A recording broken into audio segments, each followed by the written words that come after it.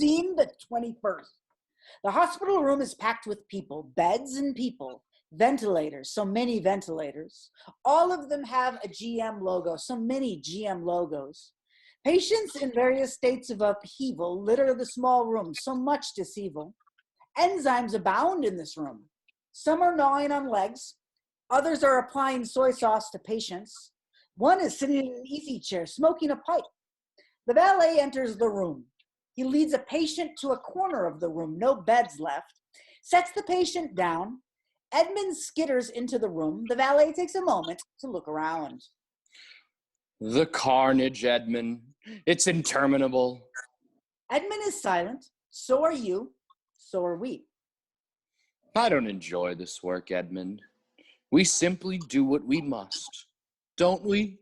Oh, a fine bit of suffering, this. But lo, I'm reminded of a distant era, a time when cheese was plentiful in this most empty of cells. Swoon, but that was an ancient age, a time before the guests began arriving. Oh, then arrived they have.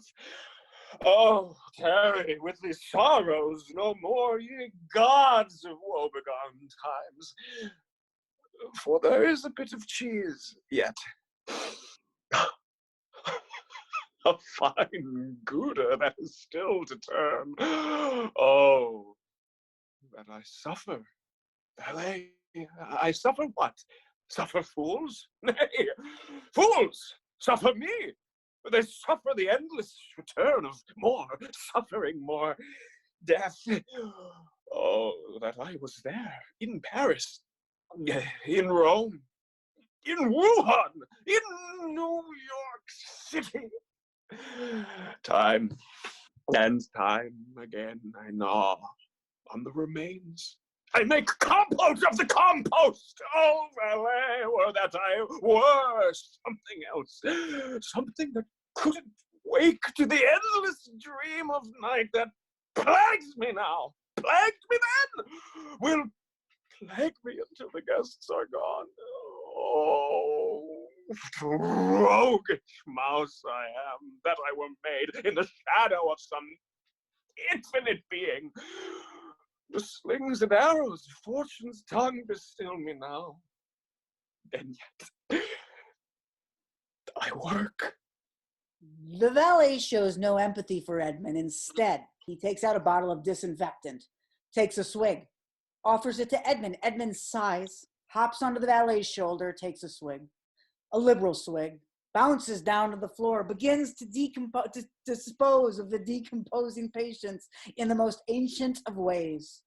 The valet addresses the living patients, most of whom remain in a coma. How are we all doing this morning?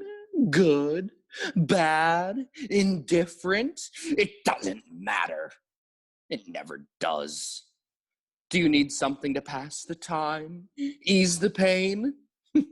Well, good. Here's the way to do it. The valet opens his mouth. His serpent's tongue darts out and turns on the television. The President of the United States is talking again. The valet and Edmund sneak out of the room as the patients, as they listen the way anybody would listen to such a speech. In a coma. A great conversation, folks. Not too great, but really great. Probably one of the greatest. The best. Believe me, Tom Hanks isn't really the greatest actor. I'm probably better. Big numbers as an actor.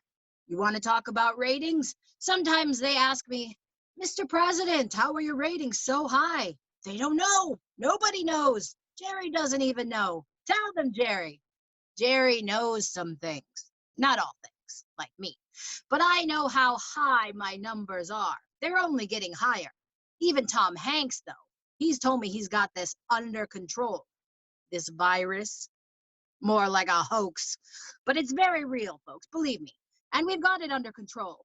Tom Hanks does. Not as much control as me. Nancy will tell you the kind of control I have. Probably the most control she's ever seen. Look, I probably shouldn't tell you this, but I'm going to tell you this. China Joe wouldn't want me to. He's probably infected. Lots of people are infected, not me. Nothing could get through here.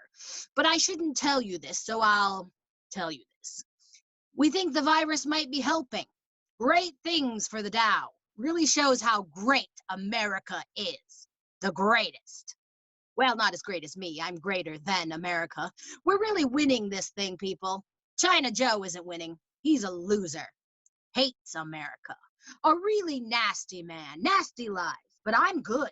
We're really good. This is great. Not as great as me, but it's all great. The voice continues to speak into the hospital room as we fade away for the time being.